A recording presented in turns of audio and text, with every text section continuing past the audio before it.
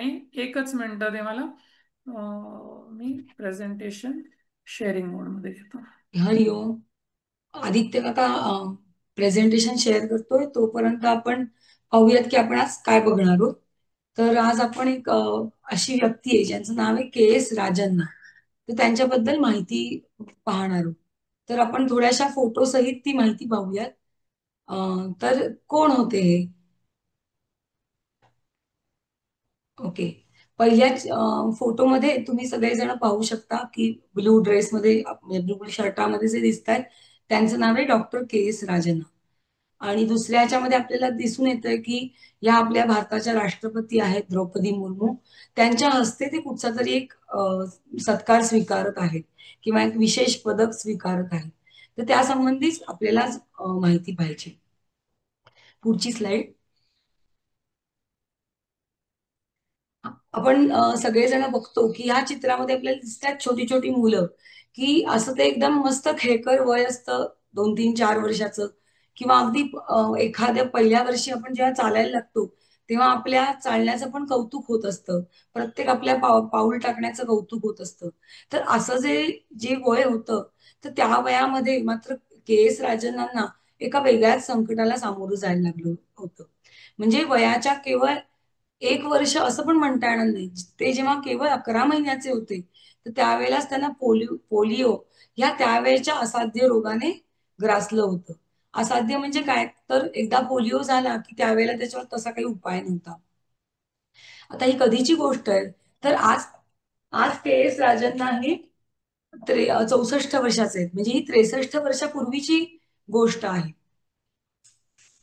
तर त्यावेळेला जेव्हा ते पोलिओने ग्रस्त झाले, तर त्याच्यानंतर त्यांचे दोन्ही हात म्हणजे पंजे आणि दोन्ही पायाची पावलं हे सगळं त्यांना काढावं लागलं. तर तरीही देखील त्यांनी काय काय केलं त्यांच्या लाईफमध्ये ते आपण आता पुढे बघूया. के.एस. राजन्ना यांचा जन्म कर्नाटकामधल्या एका खेड्यामध्ये झाला. आणि ह्या चित्रामध्ये तुम्हाला दिसत असेल की लोक स्विमिंग करतायत. तर त्यांनी काय केलं तर पॅरा ऑलिम्पिक म्हणजे ऑलिम्पिक हे नॉर्मल लोकांसाठी असतं आणि पॅरा ऑलिम्पिक हे दिव्यांगांसाठी असतं. मी मुद्दामून दिव्यांग हा शब्द वापरणारे, अपंग असा नाही वापरणारे, कारण त्याबद्दलची एक गोष्ट आपण पुढे बघूच या. तर ज्या लोकांना थोडी काही फिजिकल डिसेबिलिटी आहे, अशा लोकांसाठी जे पॅरा ऑलिम्पिकचे गेम्स होतात, तर त्याच्यामध्ये त्यांनी 2 पदकं भारतासाठी मिळवली. त्यामध्ये स्विमिंग मध्ये त्यांनी सिल्व्हर पदक मिळवलं. तर डिस्कस थ्रो हा जो गेम आहे त्याच्यामध्ये त्यांनी गोल्डन पदक आपल्या भारतासाठी मिळवलेलं आहे. तर हे जे के.एस. राजन्ना होते, तर ते जेव्हा अतिशय लहान होते, तर त्यावेळेला आपण बघितलं की पोलिओ या रोगामुळे त्यांचे हात पाय त्यांना नॉर्मल माणसासारखे नव्हते. पण तरी देखील त्यांचे आई वडील त्यांच्यावर खूप प्रेम करायचे आणि त्यांना वाटायचं की आपल्या मुलाला देशाच्या कामी येण्यासाठी आपण तयार केलं पाहिजे. हेच सेम शब्द त्यांनी एका त्यांच्या इंटरव्ह्यू मध्ये वापरलेले आहेत की आई वडिलांची हीच म्हणजे इच्छा असायची की आपला मुलगा देशाच्या कामी आला पाहिजे. आणि म्हणून मग त्यांनी त्यांचं नाव शाळेत दाखल करण्यासाठी ते गेले. पण मग काय झालं तर असा हा मुलगा वॉशरूमला एकटा कसा जाणार, तो एकटा खाणार कसा आपल्या हाताने, असे अनेक प्रश्न त्यावेळेच्या शिक्षकांनी विचारले.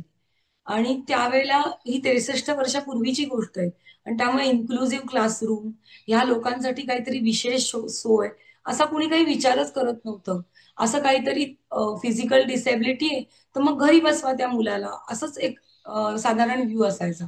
तर त्यानुसार तितकं काही त्यांना वेलकमिंग ऍटमॉस्फिअर शाळेमध्ये मिळालं नाही. अशा वेळेला त्यांच्या वडिलांनीच घरी त्यांना शिकवायला सुरुवात केली आणि चक्क मातीचं मडकं घेऊन त्या मडक्यावर ते मडकं मध्ये ठेवून कसं त्याच्यावर लिहायचं, तर ते वडिलांनी त्यांना शिकवलं आणि वडील रात्रंदिवस त्यांना बघत होते. आणि त्यामुळे जी सामान्य कामं आपण आपल्या हाताने करतो किंवा पायाने करतो, ती हा मुलगा कशी करू शकत नाही याची सगळ्यात जास्त जाणीव आई वडिलांना होती.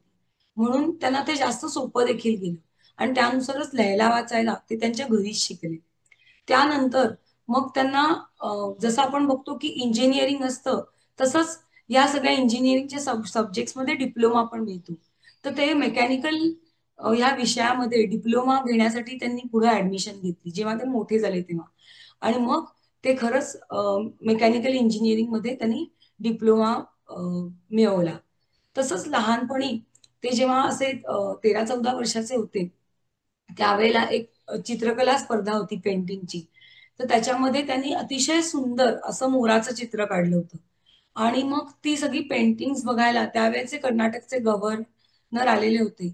तर त्यांना ते पेंटिंग इतकं आवडलं की ते विश्वासच करू शकत नव्हते की कुणी फिजिकली डिसेबल व्यक्तीने हे काढलेलं आहे. म्हणजे त्यांचं म्हणणं होतं की साधारण कलाकारापेक्षा सुद्धा अतिशय उच्च श्रेणीचं असं हे पेंटिंग आहे. आणि म्हणून त्यांना एक पेंटिंग हा देखील त्यांच्यामधली एक कला आहे. म्हणजे जसं स्विमिंग आहे, डिस्कस थ्रो हा गेम आहे, तसंच ते अतिशय उत्तम पेंटिंग देखील करू शकतात. आणि प्रत्यक्ष अकॅडमिक क्वालिफिकेशन हे डिप्लोमा इन मेकॅनिकल इंजिनिअरिंग हे पण त्यांनी घेतलेलं आहे. मग आता ते काय करतात बरं, तर त्यानंतर त्यांनी नुसतं ते स्वतःच्या पोटा पाण्याची व्यवस्था केली असं नाही, तर आपल्या बरोबर अशा 350 लोकांना रोजगार उपलब्ध करून देणारं अशी त्यांनी एक फर्म सुरू केली. आणि तिथे अशीच लोक काम करतात की ज्यांना काहीतरी फिजिकल डिसेबिलिटी आहे. पुढची स्लाइड. तर आपण ह्याच्यामध्ये बघू शकतो की त्यांना मोदीजी अतिशय आवडतात. म्हणजे त्यांच्या मुलाखतीमध्ये ते अतिशय भरभरून मोदीजींबद्दल बोलत होते. तर आपण इथे विशेष करून पाहू शकतो की ही व्यक्ती जेव्हा मोदीजी त्यांचा म्हणजे हाताचा काही भाग हातात घेतायत तर त्याला पंजा नाहीये. खाली पायाला बघितलं तर दोनही पावलं बोट काहीच नाहीये. असं असतानाही तुम्ही मुद्दामून इंस्टाग्रामवर किंवा फेसबुकवर युट्यूबवर जाऊन त्यांचा तो व्हिडिओ बघा की ज्याच्यामध्ये ते पद्मश्री पुरस्कार स्वीकारतात. तर तेव्हा जी त्यांची चालण्याची जो रुबाब आहे तो एखाद्या नॉर्मल पाय असणाऱ्या माणसाला देखील लाजवणारा असा आहे. तर ते अतिशय वेगाने तो पुरस्कार स्वतः घेण्यासाठी ह्याच फिजिकल कंडिशन मध्ये एकटे द्रौपदी मुर्मूंपाशी गेले आणि त्यांनी तो स्वीकारला. तसंच ते अजून एक गोष्ट असं म्हणतात की मोदीजींनी जो दिव्यांग हा शब्द काढली तो मला अतिशय खूप आवडतो. म्हणजे यापूर्वी आपल्याला माहितीये की अपंग असा शब्द वापरला जायचा किंवा विकलांग. विकल म्हणजे विस्कळीत, ज्याचं एखादं अंग म्हणजे एखादा शरीराचा अवयव विस्कळीत आहे, बरोबर नाहीये, नॉर्मल नाहीये, तर असं पहिल्यांदा म्हटलं जायचं.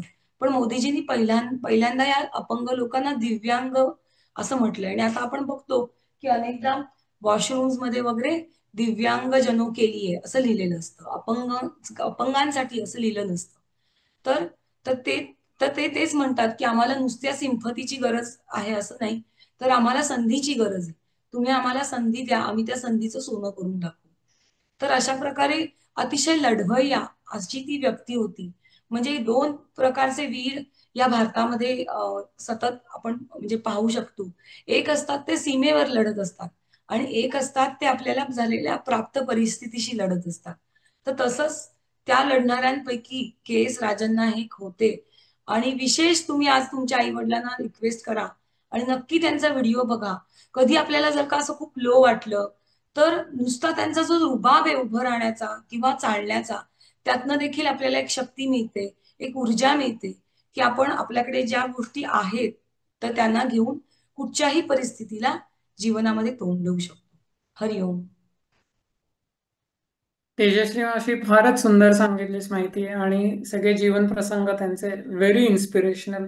आणि गंमत म्हणजे आता आपल्या जनरेशननी, आता ह्यांचं जनरेशन लकीली मोदीजी आहेत आणि त्यामधनं अनेक इन्स्पिरेशनल व्यक्तिमत्व येतात. पण मला आठवतं की आपल्या लहानपणी बरेचसे, लहानपणी किंवा तरुण वयात असेल, बरेचसे हे पद्मश्री आणि पद्म अवॉर्डीज ही जर लिस्ट बघितली तर नटनट्या आणि त्याच्यानंतर ओनली सेलिब्रिटीज अशा टाईपमध्ये ते जायचं. पण आय थिंक अलीकडच्या काही वर्षात फॉर द फर्स्ट टाइम हे जी खरं इन्स्पिरेशनल लोक आहेत की ज्यांचा जीवनचरित्रांचा, जीवन प्रसंगांचा अभ्यास केला पाहिजे, बघितलं पाहिजे, त्यामधनं प्रेरणा घेतली पाहिजे, अशी अनेक लोक समोर यायला लागली आहेत. आणि खरोखर भारत कशामुळे, कोणामुळे घडलाय, घडतोय, घडत जाईल असं ते दिसतं, असं मला अगदी निश्चित वाटतं. म्हणजे तर फार सुंदर सांगितलंस. म्हणजे व्हेरी नाईस. म्हणजे मला असं वाटलं की भारतामध्ये वीरांची कमी नाहीये आणि त्याच्यासाठी शत्रूचीच आवश्यकता आहे असं नाही. ते वीर कुठेही आपलं शौर्य दाखवू शकतात, म्हणजे आपापल्या परिस्थितीमधनं उठून. खरंय. आणि आपल्याला खर्चटलं तरी आपल्याला झेपत नाही. आणि इथे ज्यांना पंजे नाही आहेत, पाय नाही आहेत, त्याच्यानंतर ते असताना, अर्धवट परिस्थितीत असताना सुद्धा डिस्कस थ्रो आणि स्विमिंग मध्ये, पॅरालिम्पिक्स मध्ये मेडल मिळवणं म्हणजे फिनॉमिनल अचीवमेंट्स. म्हणजे आय थिंक आपण मध्ये आधे मला वाटतं हे अशी ग्रेट पर्सनॅलिटीज घ्यायला पाहिजेत आणि आपल्या परीने का होईना त्यांचा अभ्यास करून जीवनाचा सर्वांपर्यंत पोहोचवण्याचा प्रयत्न करूयात. पण फार छान. एकच जस्ट हो. सांगते, मला जस्ट नंतर आठवलं आता, की जेव्हा मी त्यांची मुलाखत ऐकत होते तर त्यात एक खूप थोडी गमतीशीर पण वाटेल, की जेव्हा त्यांना बँगलोरहून दिल्लीला जायचं होतं पद्मश्री पुरस्कार स्वीकारण्यासाठी, तेव्हा त्यांची तयारी अशी होती की मी स्वतः ड्राईव्ह करेन एवढं मोठं डिस्टन्स.